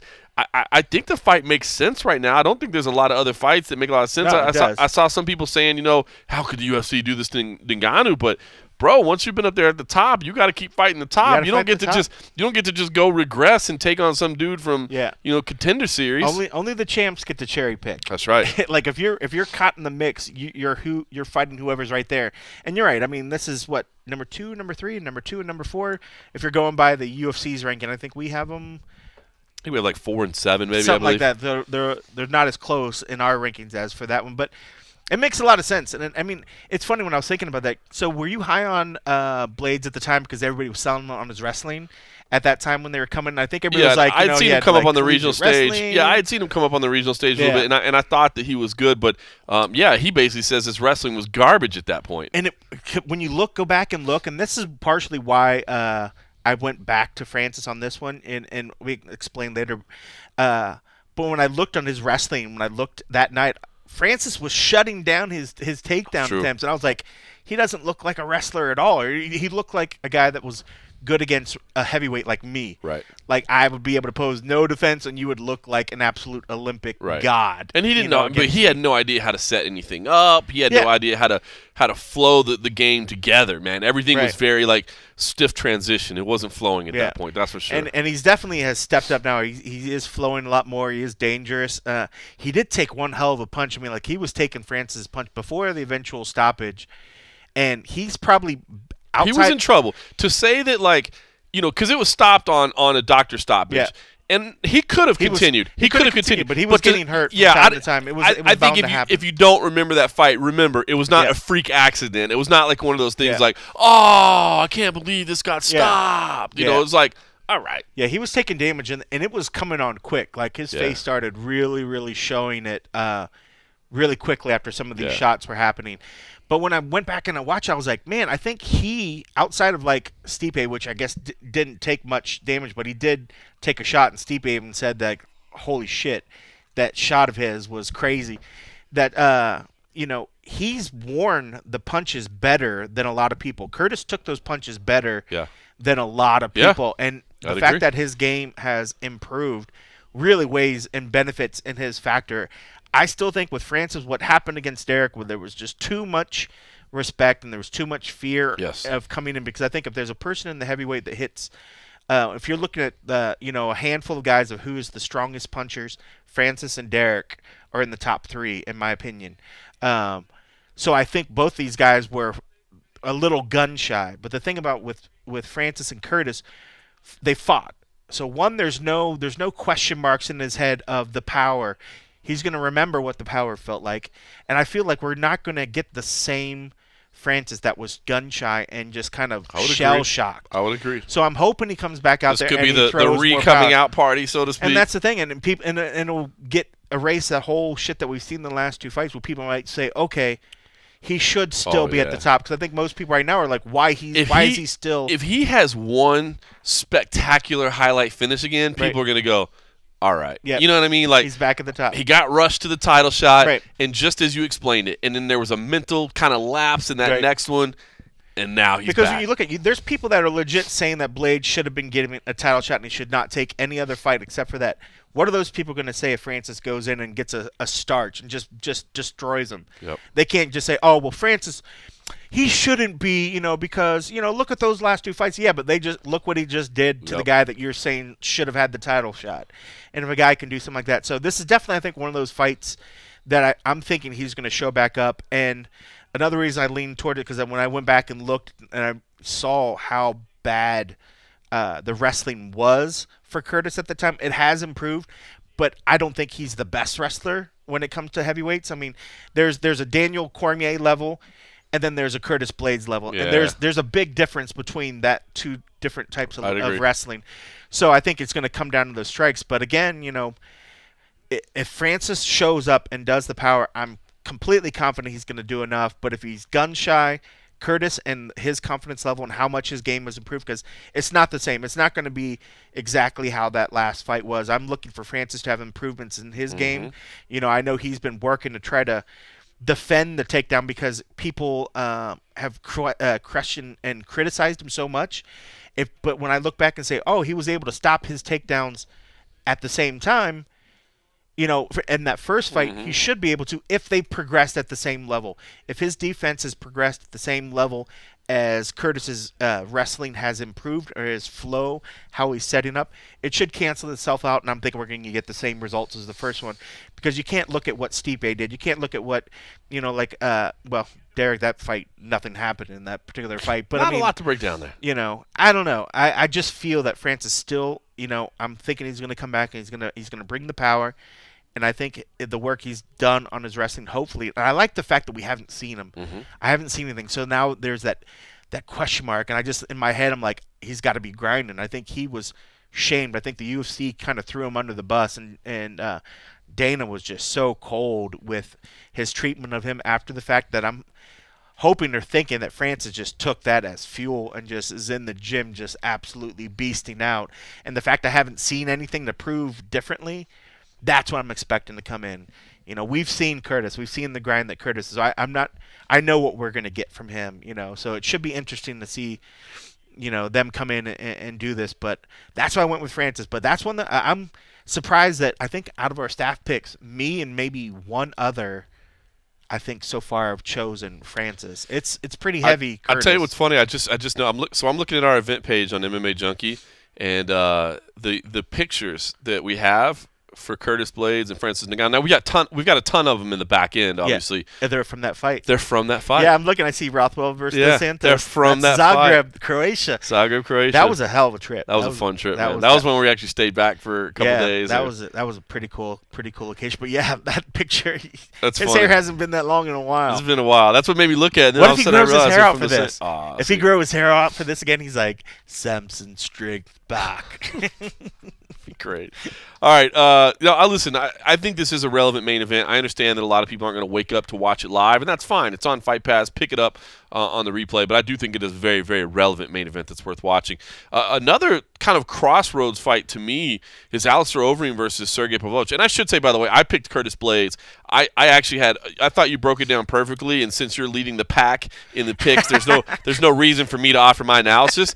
But I had the exact same thoughts. In the short form. But I had the exact same thoughts you did, in that I kind of wanted to pull the trigger on Francis Ngannou because I feel like he has the ability to win this fight again. It's just he's just got to go get over that mental hurdle, and I feel like the momentum is with Blades. So I went with Blades. I do feel like Blades is the right pick because I'm one of those people that doesn't like to bet a whole lot on what if. You know what I mean? Like, You know what you're getting with him. Exactly. Yeah. You know what you're getting. That's true. And I feel like the question marks are around Ngannou. But if Ngannou answers those question marks, if he's able, then you're absolutely right. He can win the fight. So I feel like this is a crossroads fight for both these guys. And I feel like the co-main is a big crossroads fight as well. Alistair Overeem versus Sergey Pavlovich, who's coming over from Fight Nights Global. Sergey was the Fight Nights Global heavyweight champion. He is still he's raw, man. He has not fought a fighter on the level of Alistair Overeem. He is undefeated.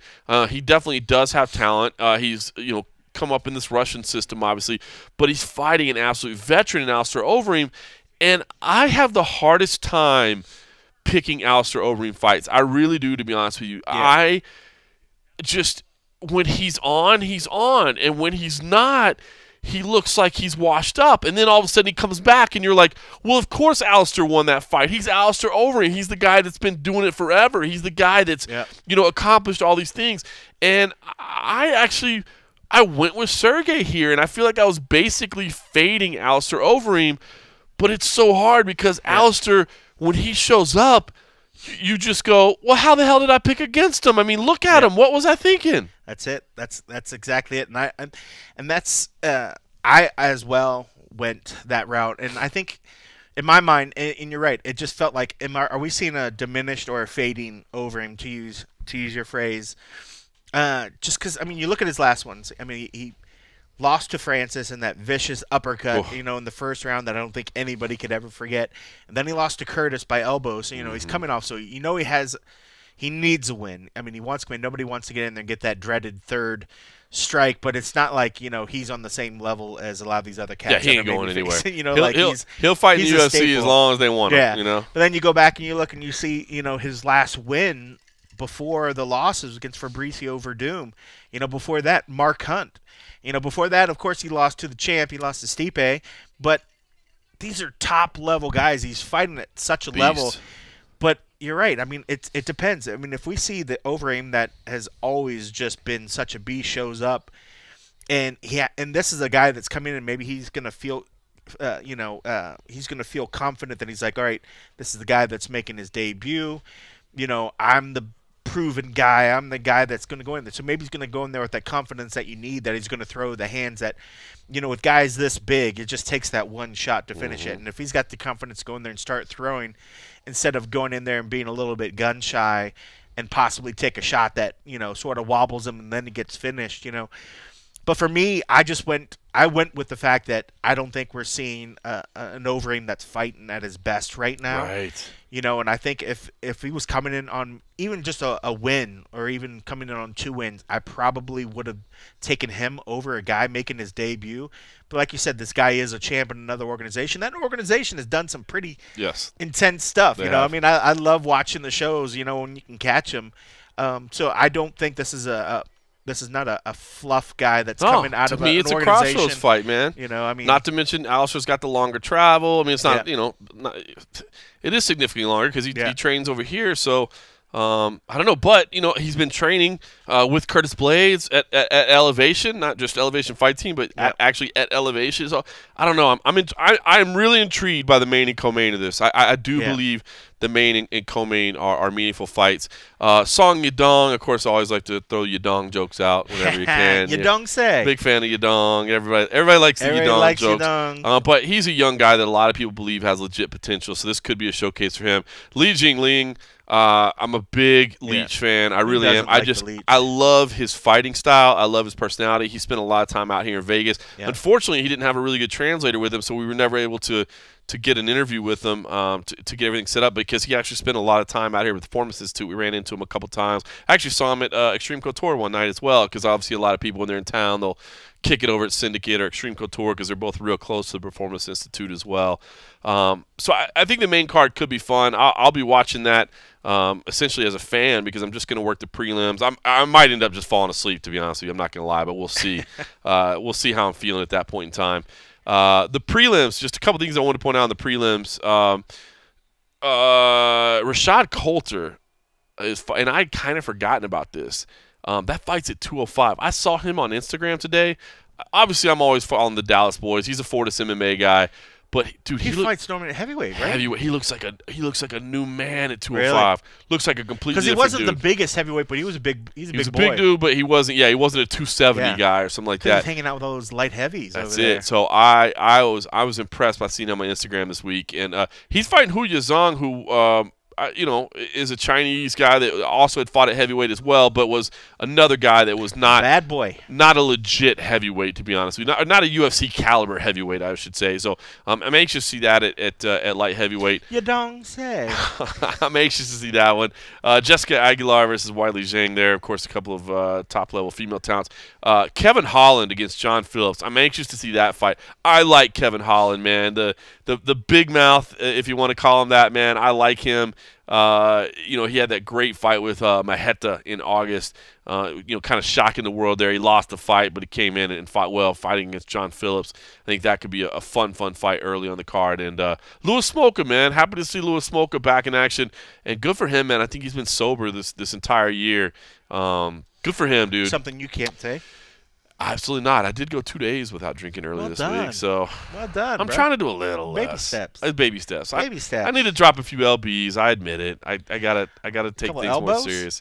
Yeah, I gotta drop a few, man. You and me both. So, but yeah, Louis Smolka, man, he's been clean and sober for like 11 months. So that's pretty awesome. He always brings it. He's fun.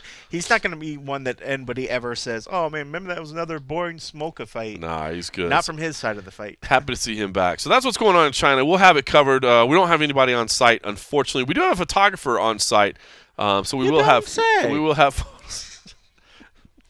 See, that's not even the kind of Yadong jokes I like dropping, but they're pretty well played, though. I'm more about, Yadong looks stiff, Yadong looks tiny, Yadong looks big, that kind of stuff. Yadong is shrinking away from the competition. You're a little more clever, careful with Yadong in the clinch, stuff like that. But you're a little more highbrow than me. I'd be able to monetize with that on Twitter. You would be able to. You could sneak that by. All right, so listen, should just say the reason we're dividing up into shifts, by the way, on Saturday is because we have to come back and work that night because Liddell Ortiz is that night. We're getting close now. I'm not going to lie. I will be buying it on Fight TV. I will be buying it tomorrow. Yeah. Is it for sure happening? Yes. The discount? It's Friday. So it's so crazy that it's like $20. They put that out there, so it's like, why would anybody buy before that? If you know for sure it's going to happen. Like, even right now, they're like, come on, suckers. It's like it's $40 right now. It's like failing a fight night drug test. Yeah. You know what I mean? Like, bro, they told you. You knew it was coming. You know what I mean? It was coming. It's an IQ test. But you got to figure, they got to be, I mean, one, I think it's perfect. I think that's the price point it probably should have been at. If anything, $29.99 probably would have been fine enough. $25, I think, would have been a good target market, for him. I like $24.99. I really like $19.99. $19.99, they're gonna sell. Really like $19.99, and I think it's great on their part because they know it. They're like, fuck it, no one's gonna buy it at this point until that point, and then people are gonna hold off. But no one was buying it anyways. Yep. Whatever numbers that they were trying to say, sure, some suckers did it, but I mean, for the fact that they already dropped it once, shows to me that that there was no demand for it. But fuck yeah, I'm doing that. So yeah, I'm excited. I'm gonna do it. Can we expense that? Yeah. See, that's the thing. That is one thing that I will admit. Sometimes when people are like, "Hey, is it worth this?" Like when we have those discussions, is it worth this? Is it worth that? Like, is it worth this? Is it worth that? Throw the something. Boy, the JMO. put your game down, flip it, and reverse it. Yeah. Then do the other part. She does Thanksgiving, y'all. Thanksgiving. Yeah. Give thanks for this episode, y'all. Yeah, no, but I always feel bad when we have discussions about is it worth it or not because, God, I can't even say it. Is the price value? I know, I heard. Yeah, is the price? Is the value of the purchase quantifiable, measurably exchanging? Oh yeah, that totally kills the buzz right there. You did it. Yeah. God damn it! Because we get paid back for it. Yeah. I do. But even after it, it makes you wonder. Like, even if you knew you wouldn't, I probably would have. Because I think about this sometimes. I'm like, am I even going to claim it or whatever? But at $20, I'm like, fuck it, I'll do it. Of course. Why not? Just Chuck Liddell and Tito Ortiz. It's two of the greatest of all time. even if you want to argue they're not the greatest of all time, I mean, I get it. They have a huge part. They're of the two history. of the biggest superstars of all time. If the lower third is Hall of Famer, you got to give respect. You got to give props. Like, regardless, if some people might look at Stephen Bonner like, oh, it was that one fight that made him. So what? In the Hall of Fame, still part of the fabric of history. It's part of the history. It's part of why it became what it is. And these two guys, it's hard to think of MMA, the UFC, without you can't think of that era. Guys. You can't think of that era without bringing them up. You know what I mean? They were the superstars of that era. They were the company. I mean, they were. They literally carried the company on their shoulders. You know, I mean, you got to give them props. So the fact that this is probably could be the last time you see them fight. It's going to be probably the last time they're ever going to see this these two fight each other again. But you know, Chuck. I mean, there's a lot of people questioning why he's even out there fighting. You know, the money. You know, especially if the money was, you know, no guarantee. Like if it was all purely just off of pay-per-view points or whatever. Right. A lot of people could be like, oh, that's just ridiculous. So you never know if you're going to see Chuck ever again step in the cage and fight in this particular element again. So yes, there might be parts of the fight that are kind of cringy, because if it gets to the point, I mean, if I get cringy watching Neil Magny that can't defend himself, and I hate watching the leg kicks, and I can get out of a guy that's legit in it. Right. You know, I know I'm going to have those moments when I'm watching this fight. If one of these guys gets hurt, and just doesn't look like they should be in there, like if they're looking like me in there, looking like a fish out of water, that's gonna be hard. Then it'll be hard to watch. But if both guys go in there and say it's just 3 minutes of standing in the middle of the ring and they just blast each other and one guy gets dropped, I'm going to love it. I will not feel bad at all watching these two knock one another out of unconsciousness, because they want to do it. This is two guys that have done this for their whole life, and it's two consenting individuals. And I think the same thing of, you know, two amateurs making the pro debut. If they want to go in there and bang heads and they're of sound mind and they want to do it and this is what gets them off, fuck it. Go for it, you know. Dude, I'll watch it. I mean, look at this. Let's say, you know, I mean, I've got a little bit of Conor McGregor fatigue right now. I'm not gonna lie, but let's say he hung it up. Let's say he's like, I got $100 million in the bank. I don't need nothing. Yeah. And then at 45 years old, Conor McGregor came back and said, "I'm ready to do this again." You'd fucking tune in. Yeah. And that's what these are. This is Conor McGregor of a different era. I mean, maybe if you're a new fan of the sport, you don't understand that, but these were the guys. Yeah. And not only were they the guys, they were the guys that had the rivalry. This is not like, you know, let's say like, I don't know, man, Randy Couture and Dan Severn decided to run, you know, to decide to come out of retirement and do a fight right now. Like, no offense to those guys, both legends of the sport in their own right, but that's not doing nothing for me. Right. But Chuck and Tito, like, yeah, I'm concerned. This to me, yes, I understand what I'm signing up for. I am not signing up for a world title fight. I am not signing up for a #1 contender fight. I'm signing up to a fight that I have a little bit of question marks, especially after about 5 minutes or so. You know, after that first round, it could get a little dicey, you know what I mean? But I'm signing up to see two of the greatest, you know, superstars of all time in there one more time. Yep. You know, and to me, for $20, for $20, for $50, no way. $50 is ridiculous. $50, I would be happy enough just seeing the results and hoping for a clip. Getting a clip on SportsCenter. Getting a clip on SportsCenter. Yep. Like that's not for 50, but for 20, 50, sign me up. 20 all day long. I mean, you're right. I mean, when you say like these, just to put it in terms of like, for when you said like this is like the Conor, when you throw Conor's name out there, when you throw Ronda out there, they had that value to where the casuals, you know, not to steal a phrase from Tony, you know, Ferguson or anybody, the casuals and the hardcores, but the fact that people know these names. My brother knows who Iceman is. You know, he knows who Tito Ortiz is. You know, my girl absolutely loved Chuck Liddell and hated Tito, but does she watch the fights every week? Hell no. Doesn't. But that's what these people did. I mean, like, everybody knows who these two are. Everybody. So, I mean, and I give them respect. Like, if they want to go in there and do it, I'll give them the respect to do it, just for the fact of, I know personally that if my money buying it also is going to go in their pockets and not just pad the pocket of Golden Boy, like if I know that they're getting a better stake, this is my part of saying, okay, thank you for the other fights. That's a fair point, man. You know, I never got a chance to maybe contribute to what they're getting you did such before. a huge chunk of this. Right. It feels better. That's a great point. You know, and it does seem like, I mean, and again, you've seen him firsthand. I haven't had a chance to see him firsthand, but I mean, again, we don't know what we're going to get exactly, but at the very least, it does feel like they both took this seriously. It does feel like their heads in it. Like this does not feel like this is not a cash grab where James Toney is just like, you know what I mean? James Toney took his shirt off at the weigh-ins, and we were just like, oh, come on, dog. You didn't even train. Seeing the open workout and seeing the honest reaction of when Tito chastised Chuck for his endurance after, like, oh, that was 30 seconds and you already winded, blah, blah, blah. To see the look in Chuck's face and to see his reaction when he went back and did the leg kicks on the bag, they're taking this serious. Like, they took this very personal, and they worked. And whether maybe they didn't do an 8-week training camp, Tito says he did a fucking 18-week camp or whatever. Chuck knows that he just needs to make sure he can take some endurance, and he can get a punch, take a punch.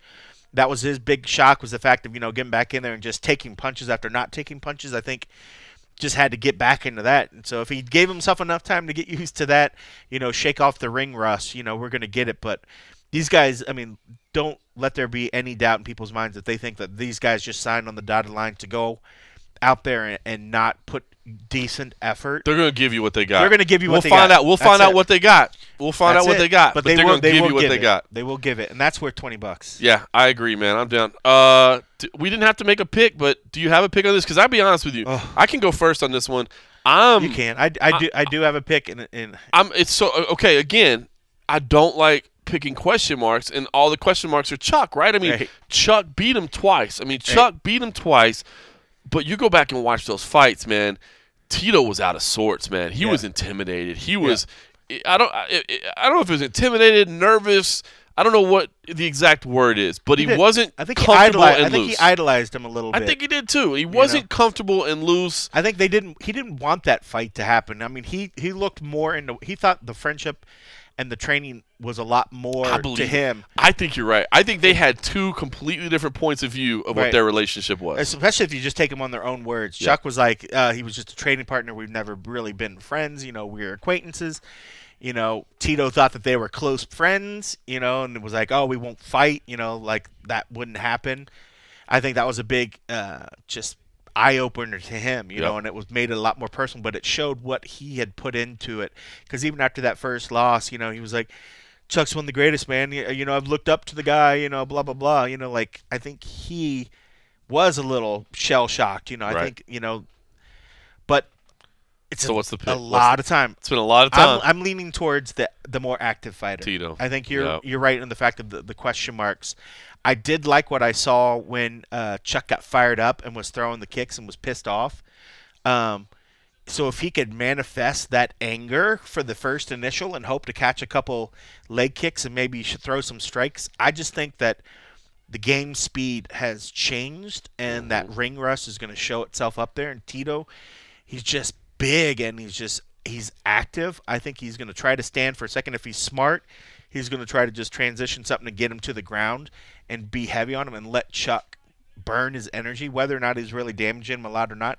I think if he could control him on the ground and throw some punches just so that Chuck's expending that power, it's going to go into Tito's favor. So, yeah, I lean towards Tito in this. I mean, if it was years ago, I would have leaned towards Chuck all day. But now it's just the inactivity for so long. And he's a decent looking 48, but he's still 48. Yeah. It's a tough call, man. It is, but he's got power, and that's the thing. It's also, if Tito shows up and he's too overconfident, he could get caught if he thinks that Chuck doesn't have power anymore. Chuck's still got some power, and that's the thing. It's like that great line. I might not be as good as I once was, but I can be good as. Wait, I'm not good as I ever. Whatever. You know what I'm saying? But he can be good once. How's that go? I may not be good as I ever was, but I'm good once as I ever was. I think that's something along those lines. Does that make sense? Sure.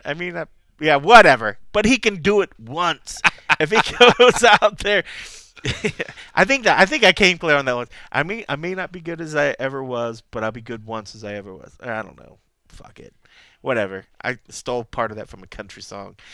But it is. I was like, why have I never heard that? Because it's from a Toby Keith song. I ain't as good as I once was, but I'm as good once as I ever was. There it is. I'm like, what is he going for, dude? It's a fucking country song, dog. You know how I roll. I'm like, what? Socrates, Toby Plato-esque.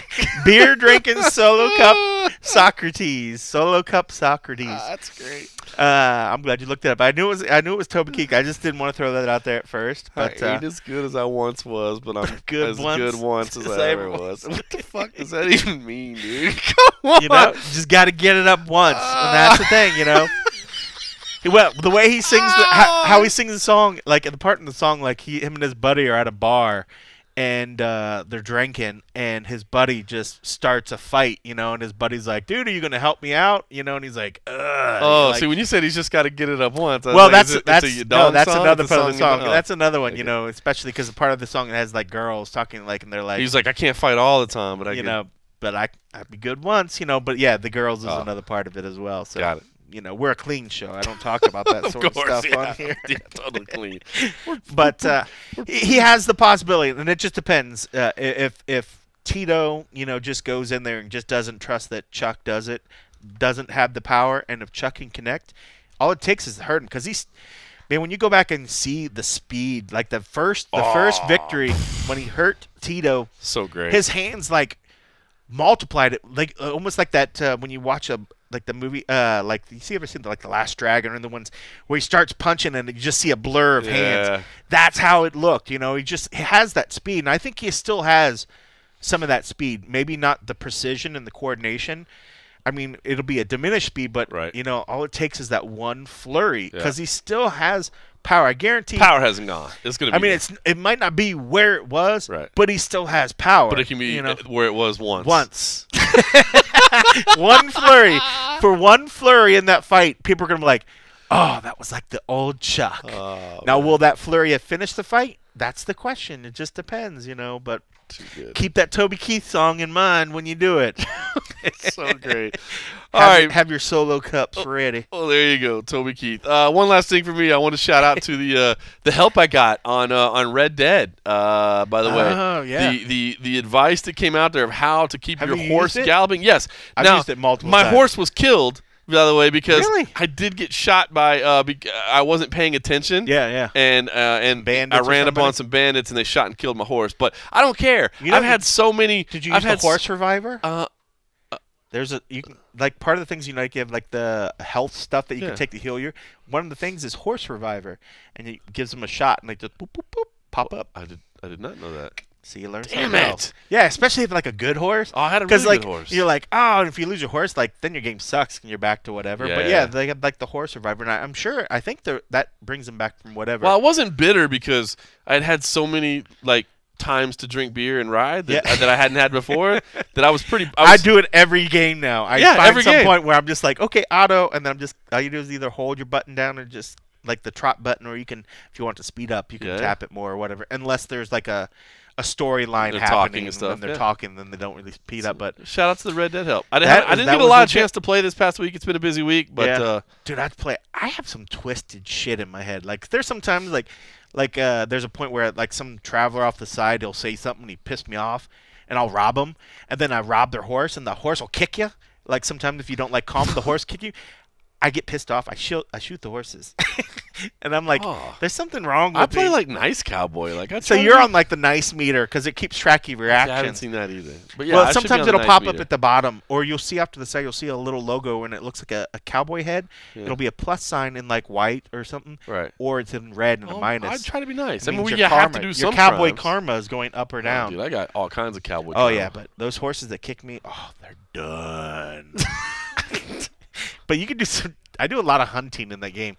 I do virtual hunting. I respect hunters, and I understand it and I get it, but it's certainly a lot easier to hunt on a video game. So you can just run out there in the wilderness and find an animal and shoot it? Because it's part of it. Because you get pelts and stuff, so you can do like the stuff. So you can get. I basically just do all the. You can do it for all the missions. I basically just do all the missions. But yeah, because what you'll notice sometimes if like your health and your core go down and you don't have a thing, you need to sleep.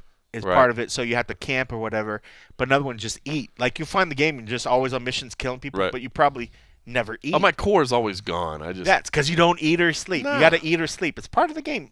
That's why they added in there as such a big thing. And that's also too how you can sort of save your game.